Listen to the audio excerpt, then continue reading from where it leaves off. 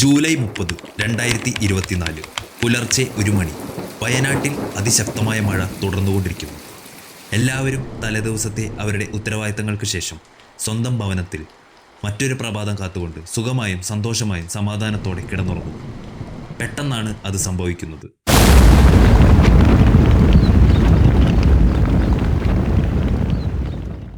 രണ്ട് ദിവസങ്ങൾക്ക് മുമ്പ്, അതായത് ജൂലൈ 28, 29 കേരളമെങ്ങും അതിശക്തമായ മഴ. സംസ്ഥാനത്ത് പല ജില്ലകളിലും റെഡ് അലേർട്ട്.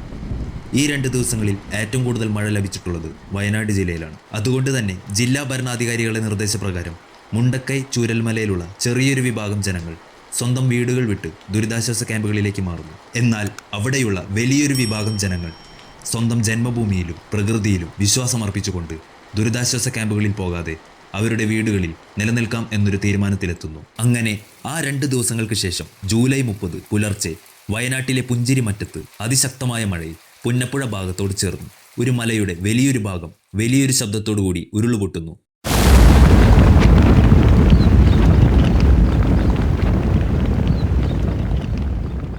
എന്താണ് സംഭവിച്ചത് എന്നറിയാൻ കണ്ണു തുറന്നു നോക്കുന്നതിന് മുമ്പേ ചളിയും മണ്ണും കൂറ്റൻ പാറക്കല്ലുകളും അടങ്ങിയ ഉരുൾപൊട്ടലിൽ ചേർന്നുണ്ടായ മിശ്രിതം പലരെയും കുടുംബത്തോടെ വിഴുങ്ങിയിരിക്കുന്നു. അരമണിക്കൂറിനുള്ളിൽ 5 കിലോമീറ്റർ അപ്പുറമുള്ള മുണ്ടക്കൈ എന്ന സ്ഥലത്തു വരെ വെള്ളം അടിച്ചു കയറുന്നു.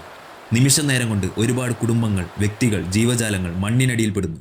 ഏകദേശം 1:30 വയനാട്ടിലെ ഒരു പ്രൈവറ്റ് ഹോസ്പിറ്റലിൽ അവിടുത്തെ തന്നെ ജോലിക്കാരിയായ നീതു ജോജോന്റെ ഫോൺ കോളിലാണ് പുറം ലോകം ഈ ഒരു ദുരന്തത്തെക്കുറിച്ച് ആദ്യം അറിയുന്നത്. അങ്ങനെ രാവിലെ 2:15 രക്ഷാപ്രവർത്തകർ വയനാട്ടിൽ എത്തുന്നു.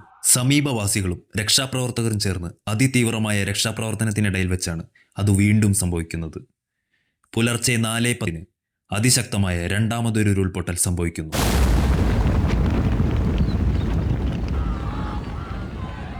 ഇത്തവണ മുണ്ടക്കൈയിലാണ് ഉരുൾപൊട്ടൽ സംഭവിച്ചിരിക്കുന്നത്. സമീപവാസികളിൽ പലരും രക്ഷയ്ക്കായി വനത്തിലേക്കും തൊഴിലാളികളിൽ പലരും എസ്റ്റേറ്റിലേക്കും ഓടിക്കയറുന്നു. മുണ്ടക്കൈയിൽ നിന്ന് ആരംഭിച്ച ഈ ഒരു ഉരുൾപൊട്ടൽ ചെന്ന് നിന്നത് മുണ്ടക്കൈയുടെ സമീപ പ്രദേശമായ 3 കിലോമീറ്റർ അപ്പുറമുള്ള ചൂരൽമലയിലാണ്. ഈയൊരു ഉരുൾപൊട്ടൽ ഇരുവഴിഞ്ഞിപ്പുഴയുമായി ഒത്തുചേരുകയും അതുമൂലം പുഴയുടെ വലിപ്പവും വേഗവും 10 മടങ്ങായി വർദ്ധിക്കുകയും ചെയ്തു. മുണ്ടക്കൈയും ചൂരൽമലയുമായി ബന്ധപ്പെടുത്തുന്ന ഏക പാലം ഈയൊരു ഉരുൾപൊട്ടലിൽ തകരുകയും മുണ്ടക്കൈ മൊത്തത്തിൽ ഒറ്റപ്പെടുകയും ചെയ്തു. ചുരുക്കി പറഞ്ഞാൽ മുണ്ടക്കൈ ഒറ്റ നിമിഷം കൊണ്ട് ഭൂപടത്തിൽ നിന്ന് മാഞ്ഞുപോയി.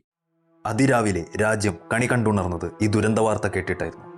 മാതാപിതാക്കൾ, മക്കൾ, സഹോദരങ്ങൾ, സുഹൃത്തുക്കൾ, ഒരു ആയുസ്സിൽ നേടിയുണ്ടാക്കിയതൊക്കെ നഷ്ടപ്പെട്ടവർ, എന്ത് ചെയ്യണമെന്നറിയാതെ വിതുമ്പുന്നവർ, ഇവയ്ക്കെല്ലാം പുറമെ ബുദ്ധിമുട്ടുകൾ മാത്രം നിറഞ്ഞ രക്ഷാപ്രവർത്തനം. കാരണം എന്തെന്നാൽ ഇന്നലെ വരെ അവർ കണ്ടിരുന്ന സ്ഥലം ഇന്ന് തിരിച്ചറിയാനാവാത്ത വിധം മാറിയിരിക്കുന്നു. ഒരു രക്ഷാപ്രവർത്തന സംഘത്തിന് നേരിടാവുന്നതിനും ഉയരത്തിലാണ് മണ്ണും ചെളിയും വന്ന് മൂടിയിരിക്കുന്നത്. പുറം ലോകവുമായി ബന്ധപ്പെടുത്തുന്ന മുണ്ടക്കൈയിലെ ഏക പാലം തകർന്നു പോയതിനാൽ രക്ഷാപ്രവർത്തകർക്കും മറ്റു സംഘങ്ങൾക്കും അവിടെ എത്തിച്ചേരാൻ കഴിയാതെയായി. ഇനി എന്തു ചെയ്യും, ആര് നമ്മളെ സഹായിക്കും എന്ന് വിഷമിച്ചു നിൽക്കുന്ന സമയത്താണ് അവർ മുന്നോട്ട് വരുന്നത്. The Indian army.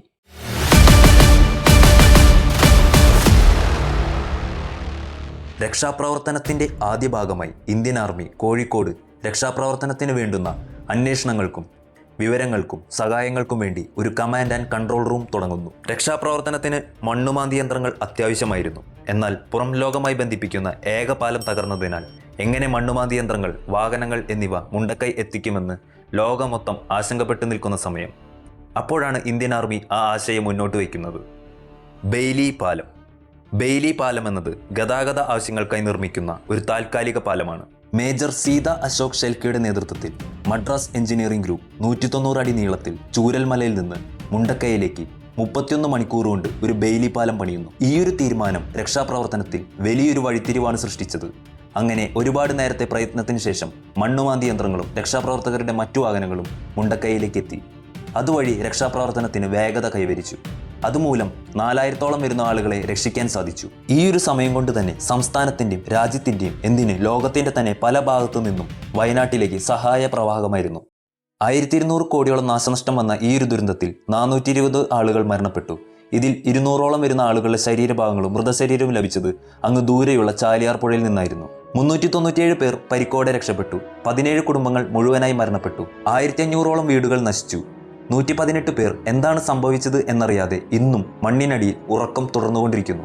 പാതി തകർന്നുപോയ വെള്ളാർമല സ്കൂളിനെ ഓർത്ത് കരയുന്ന പ്രധാന അധ്യാപകനും ഉറ്റവരെ അന്വേഷിച്ച് കരയുന്ന ജനങ്ങളും യജമാനനെ അന്വേഷിച്ച് നടക്കുന്ന നായയും ഇന്നും ഈ ദുരന്തത്തിൻ്റെ മനസ്സിലെ മായാത്ത ഓർമ്മകളാണ്.